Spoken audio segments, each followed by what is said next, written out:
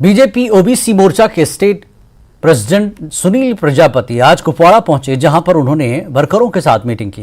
उन्होंने ओबीसी और दीगर तबके के लोगों को दरपेश मसाइल के बारे में वर्करों से मुफस्सल जानकारी हासिल की और कहा कि वो ओबीसी जुमरे के तहत लोगों के लिए हुकूमत की जानिब से जो स्कीमें चलाई जा रही हैं उससे इस्तिफादा करने के लोगों को तरगीब दी जाए।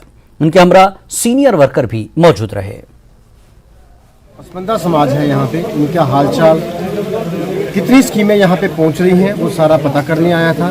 लोगों के मसले क्या है, उनसे बातचीत हुई है और बड़ा कुछ सामने आया है कि यहाँ पे जो नुमाइंदे चुने गए हैं दूसरी हुकूमत के, वो कुछ उसमें हेर फेर कर रहे हैं और भेदभाव कर रहे हैं। तो मेरा यहाँ की जो हुकूमत है उनसे ये आग्रह है कि इस चीज़ को ध्यान में रखा जाए, क्योंकि सरकार की तरफ से जो फंड्स है वो सबके लिए बराबर दिए जाते हैं। उसमें कोई भेदभाव नहीं होना चाहिए कि ये हमारी पार्टी का या दूसरी पार्टी का है। हमने कोशिश करी इनको ये कन्विंस करने के लिए कि ये लोग जो है मुतहरिक हो जाएं और जो इस वक्त हमारे आने वाले टाइम में असम्बली की इलेक्शन तो बाद में होंगे कभी, लेकिन पंचायत और जो म्यूनसिपलिटी के इलेक्शन है उसमें ओबीसी कम्युनिटी भरपूर के हिस्सा ले, अपने नुमाइंदों को चुने ताकि इनके काम हों और एक सिस्टमेटिक जो सरकार ने इनके लिए हुकूक रखे हैं, जो स्कीमें रखी, जो फ़ायदे हैं उनसे ज़्यादा लें और इनको जो पॉलिटिकल एक वैल्यू और पॉलिटिकल जो एक इनकी जो एक लीडरशिप है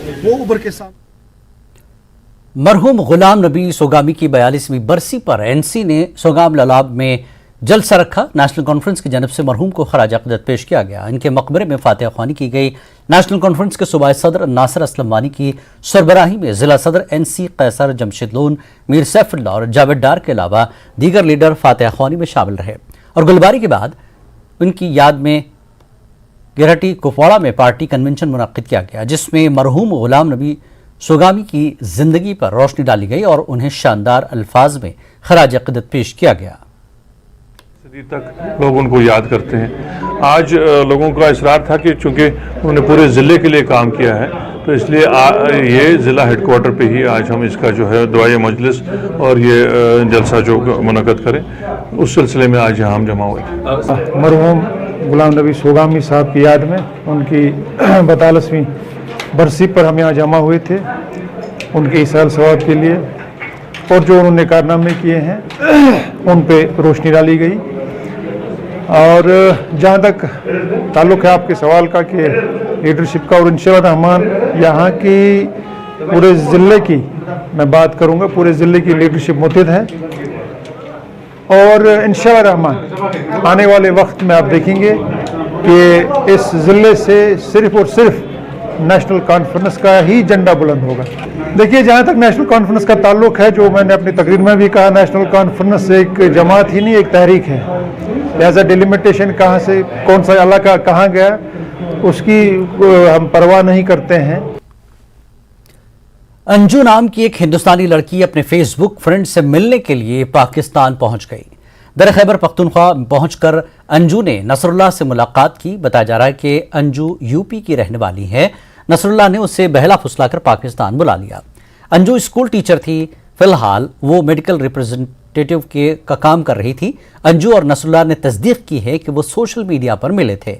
सीमा हैदर की पबजी फ्रेंड से मुलाकात के बाद यह नया एपिसोड सामने आया है।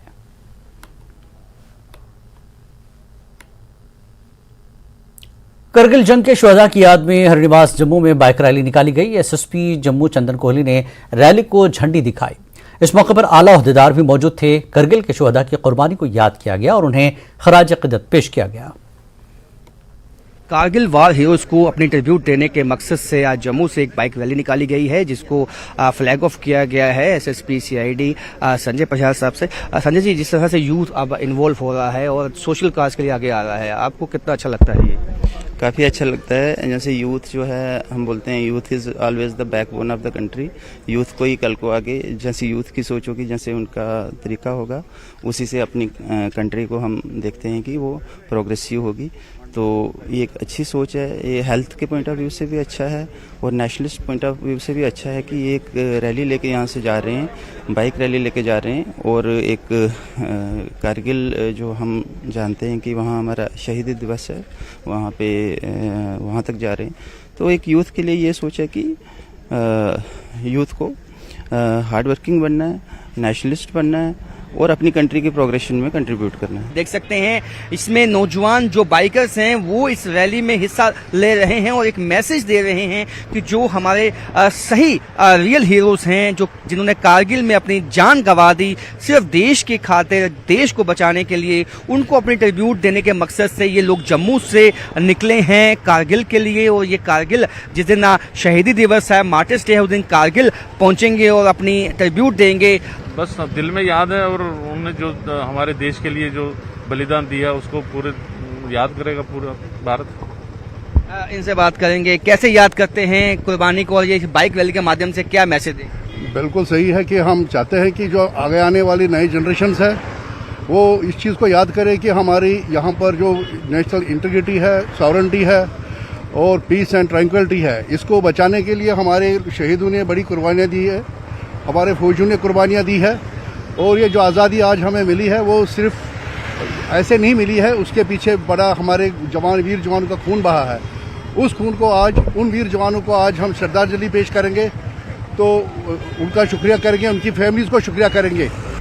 अभी हम निकल रहे हैं, उनके लिए जय हिंद, जय भारत।